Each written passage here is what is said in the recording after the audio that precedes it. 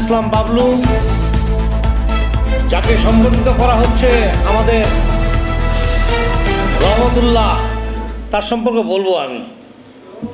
মঞ্চে উপবিষ্ট আছেন পার্টির সহসভাপতি ইঞ্জিনিয়ার রাশেদ প্রধান। আমাদের মাঝে উপস্থিত আছেন নিরাপদ খাদ্য চাই এই যে সংগ্রাম, এই সংগ্রামের সাধারণ সম্পাদক, আমার দীর্ঘদিনের পরিচিত এবং সহযোদ্ধার সাথী জনাব আব্দুর রহিম বাচ্চু। উপস্থিত আছেন আরিফ হোসেন ফিরোজ, আশরাফুল ইসলাম হাসু সহ ছাত্রলীগের, বাংলাদেশ ছাত্রলীগের সাবেক সাধারণ সম্পাদক জনাব শ্যামল, সাথী ও বন্ধুগণ, সাংবাদিকবৃন্দ, আসসালামু আলাইকুম। যাকে কেন্দ্র করে আজকের এই অনুষ্ঠান, তার সম্পর্কে দুটো কথা বলি। রহমতুল্লাহ 33 কাপ্তান বাজার, সঙ্গে থাকতো আমাদের আব্দুর রহিম বাচ্চু, সাথে আরও 2-1 জন থাকতেন। তাদের একজন সরকারি চাকরি করে দেলোয়ার, আরেকজন আজাদ, সে এখন আমাদের সাথে নেই, বেঁচে আছে, ভালো আছে, অন্য জায়গায় আছে। বাচ্চুর সাথে আরও আসতো কবির ভাই, দ্য গ্রেট, লালবাগের দ্য গ্রেট কবির ভাই, আমি তাকে গ্রেট কবির ভাই বলতাম। এই হচ্ছে সেই সময় তারা একটা পেপারে যদি কোনোভাবে জাগপার একটা প্রোগ্রাম পেয়ে গেছে যে আজকে একটা জাগপার প্রোগ্রাম আছে অথবা কালকে একটা প্রোগ্রাম হবে, তাদেরকে কোনো অবস্থায় লালবাগে রাখা যেত না। তারা ক্ষুদ্র ব্যবসায়ী ছিল, কিন্তু ব্যবসাপাতি ফেলে তারা চলে এসছে। এই ছিল তারা নিবেদিত প্রাণ। এবং তাদের সাথে আমার পরিচয় হলো নোয়াখালী বিল্ডিংয়ে। নোয়াখালী বিল্ডিংয়ের সাংগঠনিক কাজে আমাকে পাঠানো হলো আমাদের নেতা মরহুম শফিউল আলম প্রধান, উনি আমাকে পাঠালেন সেখানে নোয়াখালী বিল্ডিংয়ে।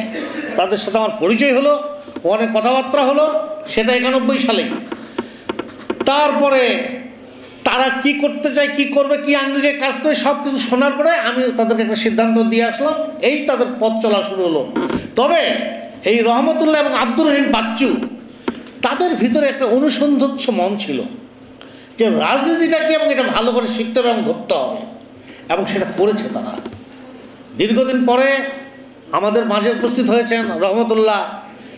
এই যে লড়াই, আন্দোলন, সংগ্রাম, এই সংগ্রামে সুদূর প্রবাসেও গিয়েও শান্তিতে থাকে নাই, সেখানে গিয়েও সে ওই একই কাজটি করেছে। তার নেতা শফিউল আলম প্রধান জিন্দাবাদ, জাগপা জিন্দাবাদ, স্বৈরাচার উৎখাতক, এই আন্দোলন সে তার সর্বশেষ দিন পর্যন্ত চালিয়ে গেছে এবং এখনও চালিয়ে যাচ্ছে। এই হচ্ছে স্মৃতিচারণ। আরও হাজারো গল্প, এই গল্প বলে শেষ করা যাবে না। আন্দোলনে যে আমরা লাঠি মশাল মিছিল নিয়ে বেরোতাম, কি ভয়ঙ্কর! এখন নিজের কাছে মনে হয় যে আমরা কী ছিলাম, কি সাহস ছিল আমাদের, কি দুর্বার গতি ছিল আমাদের রক্তে, মাংসে, মজ্জায়। তখন কোনো কিছুকে আমরা সব কিছু আমাদের কাছে তুচ্ছ। মিছিল হলে মিছিল বাস্তবায়ন হবে, সংগ্রাম বাস্তবায়ন হবে, এর বিকল্প কোনো পথ ছিল না। এবং আমরা 1997 সালে স্বেচ্ছায় কারাবরণের জন্য তালিকাভুক্ত হলাম এবং সর্বপ্রথম আমি সেদিন ওই গ্রেপ্তার হলাম, সাথে আব্দুর রহিম বাচ্চু। বাচ্চু কিন্তু এর আগেও বেশ কয়েকবার গ্রেপ্তার হয়েছে। এই গ্রেপ্তারের মধ্য দিয়েই তারা সাংগঠনিকভাবে সিজন হয়ে গেছে, নিজেরা তৈরি করে ফেলেছে নিজেদেরকে। এবং তারা এখন পর্যন্ত, বাচ্চু রাজনীতির আড়ালে থাকলেও, আবডালে থাকলেও, রাজনীতির বাহিরে সে মোটেও এখন বলা যাবে না। দলটার পরিচয় একটু অন্যভাবে, কিন্তু এই আন্দোলন এবং সংগ্রাম চালিয়ে যাচ্ছে। আর রহমতুল্লাহ সম্পর্কে তো বলতেই হচ্ছে, যে রহমতুল্লাহ আমাদের সেই যে শুরু করেছে তার শেষ হচ্ছে না, হবেও না ইনশাল্লাহ। রহমতুল্লাহ, তোমাকে অনেক ধন্যবাদ ভাই। আমরা একসাথে খেয়ে না খেয়ে আমরা কি বলে, ওই যে লালবাগের চক বাজারে গিয়ে মুরগি খেয়ে জীবন ধারণ করেছি, সংগ্রাম করেছি। প্রধান ভাই আসবে, অগ্রবর্তী টিম হিসাবে আমি চলে যেতাম, তাদের সাথে সেখানে অর্গানাইজ করতাম। আমরা ছোট ছোট মিছিল বের করতাম যে আজকের জনসভা সুন্দর হোক, সার্থক হোক। এইভাবে চকবাজারের চারিদিকে ঘুরে বেলা 2টা থেকে ঘুরতে 4টা, 4:30, 5টার দিকে জনসভা শুরু হতো। গরমের দিন, হাই রে মাথম তুলে দেওয়া যেত।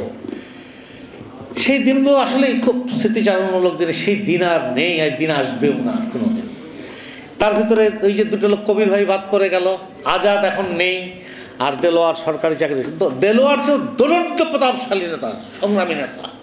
এবং আমাদের বাচ্চুর প্রথম একটা ভালো অভ্যাস আছে, একটু বলে রাখি।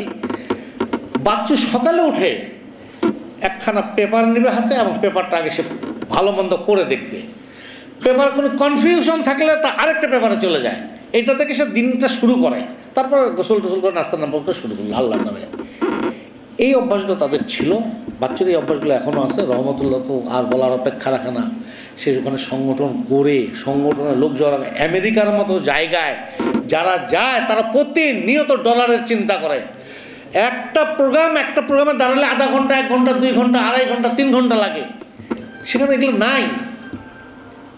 তারপর রহমতুল্লাহ এই যে তার এইখানে শুরু হয়েছে আমাদের নেতা শফিউল আলম প্রধানের আদর্শ এবং উদ্দেশ্য বাস্তবায়ন করার জন্য, সেখানে গিয়েও সে থেমে থাকে নাই, চলছে, অনবরত চলছে। লড়াই চলবে, প্রধান ভাই লড়বে, চলছে লড়াই চলবে, জাকপা লড়বে, চলছে লড়াই চলবে, যুব জাকপা লড়বে, চলছে লড়াই চলবে, জাকপা ছাত্রলীগ লড়বে। এই হচ্ছে আমাদের আদর্শ এবং উদ্দেশ্য ছিল। ধ্যান এবং জ্ঞান এই নিয়ে আমাদের চলছে। তো